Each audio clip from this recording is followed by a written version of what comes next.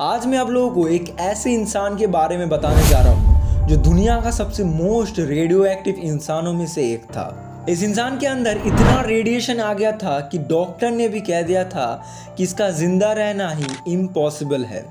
Radiation की वजह से उस इंसान के बॉडी के कई जगह से खून आ रहा था, यहाँ तक कि उसकी स्किन तक बाहर आ गई थी और उसका डीएनए तक पूरा तबाह हो गया था। इस इंसान का नाम था हिसाची आउची, जो दुनिया का सबसे मोस्ट रेडियो एक्टिव इंसान था, जो रेडिएशन की वजह से उसकी पूरी बॉडी खत्म हो गया था, यहाँ तक कि उसका हर एक पल भयानक दर्द के साथ बीत रहा था। रेडिएशन के चपेट में आने के बाद हिसाची 83 दिनों तक सरवाइव किया था।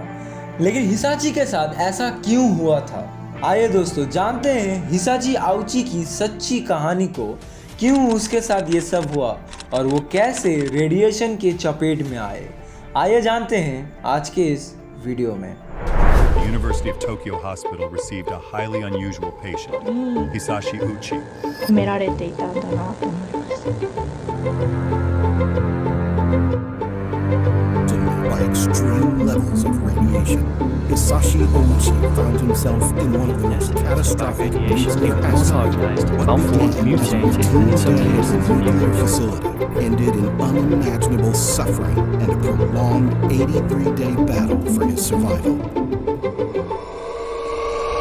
वीडियो शुरू करने से पहले मैं आप लोगों को एक चीज़ कहना चाहता हूँ कि 90% ऐसे लोग हैं जो मेरे वीडियो को देखते हैं लेकिन मुझे सब्सक्राइब नहीं करते। गाइज प्लीज़ मेरे चैनल को सब्सक्राइब कर लेना और बेल नोटिफिकेशन को भी ऑन कर लेना। हमारी कहानी की शुरुआत होती है सितंबर साल 1999 को। जापान की एक न्यूक्लियर फ्यूल कन्वर्जन कंपनी जिसका नाम JCO था, जो एक न्यूक्लियर फ्यूल बनाने की कंपनी थी। ये कंपनी खुद से तो बिजली नहीं बनाती थी, लेकिन दूसरे पावर प्लांट जो बिजली बनाते थे उसे फ्यूल सप्लाई करने का काम करता था, जो एक तरीके का न्यूक्लियर फ्यूल था जिसे यूरेनियम को मिक्स्ड करके बनाया जाता था। लेकिन बहुत ही कम मात्रा पे इस यूरेनियम को यूज़ किया जाता था और स्पेशल मशीनों से ही उसे मिक्स्ड करने का काम होता था। इसी कंपनी में काम करता था हिसाची आउची। 30 सितंबर साल 1999 कंपनी अपनी प्रोडक्शन के शेड्यूल से बहुत पीछे चल रहा था। इस समय कंपनी अपने काम को जल्दबाजी में कर रहा था, जिसके लिए उन्होंने यूरेनियम की मिक्स करने के प्रोसेस को चेंज करके बाल्टी से डायरेक्ट मशीन में डालने लगे थे। और साथ में इस बार कंपनी यूरेनियम की मात्रा को बढ़ा के 18% इनरीच कर दिया था। जब ऐसे ही उस दिन 18% इनरीच यूरेनियम से भरे बाल्टी को एक ऐसे ही मशीन में डायरेक्ट डाला जा रहा था, तब उसी समय मशीन से एक ब्लू कलर की रोशनी दिखाई दी थी, जो और कुछ नहीं हाईली रेडिएशन था। उस टाइम पे वहाँ पर 3 लोग मौजूद थे, हिसाची आउची, मासातो शिनोहारा और योतोको योकोकावा। उन लोगों को कुछ समझ में आए उससे पहले ही बहुत देर हो चुका था।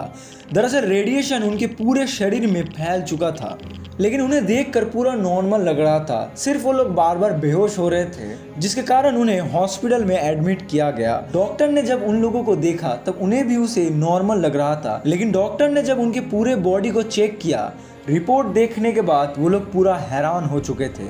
दरअसल रेडिएशन उनकी बॉडी के अंदर से ही उन्हें डैमेज कर रहा था। दरअसल इन तीनों ही हाईली रेडिएशन के चपेट में आ चुके थे। हिसाची के बॉडी में 17,000 सीवर्ट, मासातो के शरीर में 10,000 सीवर्ट और योतोका के शरीर में 3,000 सीवर्ट रेडिएशन मौजूद था। इंटरनेशनल सेफ्टी लिमिट के अकॉर्डिंग ऑन एन एवरेज एक इंसान एक साल में 20 सीवर्ट्स तक रेडिएशन को सर्वाइव कर सकता है। लेकिन उन लोगों की रिपोर्ट देखने के बाद डॉक्टर पूरा हैरान हो चुके थे, जिसके बाद उन्हें एक दूसरे स्पेशल रूम में शिफ्ट किया गया था। इतने रेडिएशन के बाद अभी तक हिसाची का जिंदा रहना कोई मिरेकल से कम नहीं था। डॉक्टर भी हैरान थे, क्योंकि इससे पहले उन्होंने किसी के अंदर इतना रेडिएशन नहीं देखा था। थोड़ी देर बाद हिसाची के बॉडी में रेडिएशन के सिम्टम्स आना शुरू हो गए थे। हिसाची के बॉडी के कई जगह में दर्द होने लगा था और धीरे धीरे वो बढ़ता ही जा रहा था। हिसाची को कुछ समझ में ही नहीं आ रहा था कि उसके साथ क्या हो रहा था। डॉक्टर जब हिसाची के क्रोमोसोम को चेक किया तब वो कुछ ऐसा दिख रहा था। रेडिएशन की वजह से हिसाची के डीएनए पूरा तबाह हो गया था, जिसके कारण उसकी स्किन मरने के बाद दोबारा बन ही नहीं रहा था। जिसके कारण हिसाची के शरीर से स्किन मरने के बाद वहां पर दोबारा स्किन बन ही नहीं रहा था, जिसके कारण उसका स्किन एक तरीके से बाहर आ रहा था। अब हिसाजी के बॉडी में दर्द और भी ज्यादा बढ़ चुका था, लेकिन हिसाजी को कुछ समझ में नहीं आ रहा था क्योंकि वो दर्द बॉडी के हर एक जगह से हो रहा था। हिसाजी के बॉडी के अंदर जो व्हाइट सेल्स थे वो धीरे धीरे खत्म होने लगे थे, जिसका मतलब एक छोटी सी भी बुखार उसके लिए जानलेवा हो सकता था क्योंकि उसके बॉडी के अंदर व्हाइट सेल्स एकदम ना के बराबर था। रेडिएशन की वजह से हालत ऐसा था कि उसकी स्किन की जो टिश्यूज थे वो तक डैमेज हो चुके थे। कुछ ही दिनों में हिसाजी की तबीयत बहुत ज़्यादा ही बिगड़ गया था। उसकी बॉडी के कई जगह से खून आ रहा था। कुछ ही दिनों में ये और भी ज़्यादा बिगड़ गया था। अब तो उसके बॉडी के हर एक जगह से खून और फ्लूइड निकल रहा था। उसे जिंदा रखने के लिए उसके बॉडी में बार बार ब्लड दिया जा रहा था। यहाँ तक कि डॉक्टर ने हिसाजी के बॉडी में उसकी बहन के हेल्दी स्टेम सेल्स को भी ट्रांसफर किया था, लेकिन उसके अंदर इतना रेडिएशन था कि उसके हेल्थ में कोई भी सुधार नहीं आ रहा था। उल्टा कुछ ही हफ्तों के बाद उसका और भी ज्यादा बुरा हालत बन चुका था। यहाँ तक कि डॉक्टर जब उसके बॉडी से मेडिकल टेप को हटाते थे तब उसके साथ साथ उसका स्किन तक बाहर आ जाता था। हिसाजी की बॉडी से अब बहुत सारा ही खून और फ्लूइड निकल रहा था और डॉक्टर उसे जिंदा रखने के लिए उसके अंदर उतना ही खून और फ्लूइड दे रहे थे। हालत ऐसा था कि उसकी आंखों से भी खून आता था। हिसाजी की बॉडी की जो दर्द थी वो और भी ज़्यादा बढ़ चुका था। हिसाजी अब भयानक दर्द में था, लेकिन उसे ठीक करने के लिए कोई भी रास्ता नहीं था क्योंकि उसका डीएनए ही खत्म हो चुका था। हिसाजी की हार्ट रेट 120 तक पहुंच चुका था। ऐसे ही दर्द के साथ लड़ते लड़ते हिसाची की एक दिन हार्ट बीट बंद हो जाता है और उसे इस दर्द से राहत मिल जाती है।